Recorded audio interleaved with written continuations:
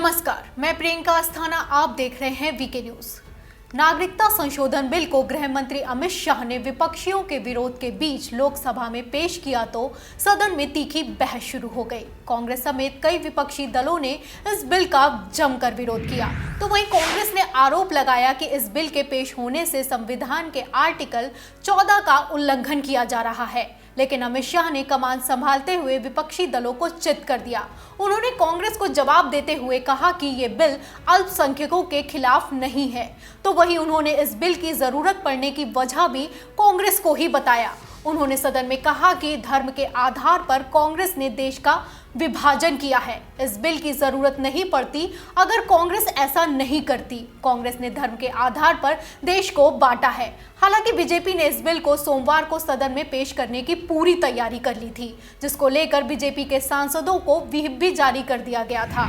बता दें कि लोकसभा में नागरिकता संशोधन बिल पेश होने के लिए जो वोटिंग हुई उसमें 293 हाँ के पक्ष में और 82 वोट विरोध में डाले गए। वैसे देखा जाए तो लोकसभा में बीजेपी के पास बहुमत होने के चलते बिल का पास होना मुश्किल नहीं होगा, लेकिन इस बिल को लोकसभा के बाद राज्यसभा में पेश किया जाएगा, जहां बीजेपी को मुश्किलों का सामना करना पड़ सकता है। तो चलिए हम आपको बताते हैं कि अगर नागरिकता संशोधन बिल कानून बन जाता है तो क्या बदलाव होंगे, साथ ही पार्टियों का इसको लेकर क्या स्टैंड है। नागरिकता संशोधन बिल अगर कानून का रूप ले लेता है तो पाकिस्तान, अफगानिस्तान और बांग्लादेश में धार्मिक उत्पीड़न के आधार पर वहां से भागकर आए हिंदू, ईसाई, सिख, पारसी, जैन और बौद्ध धर्म को मानने वाले लोगों को इस बिल के तहत भारत की नागरिकता मिल जाएगी। नागरिकता संशोधन बिल के चलते जो विरोध की आवाज उठ रही है उसकी वजह यह है कि इस बिल के प्रावधान के मुताबिक पाकिस्तान, अफगानिस्तान और बांग्लादेश से आने वाले मुसलमानों को भारत की नागरिकता नहीं दी जाएगी। कांग्रेस समेत कई पार्टियां इस आधार पर बिल का विरोध कर रही हैं। देश के पूर्वोत्तर राज्यों में इस विधेयक का विरोध किया जा रहा है और उनकी चिंता है कि पिछले कुछ दशकों में बांग्लादेश से बड़ी तादाद में आए हिंदुओं को नागरिकता प्रदान की जा सकती है।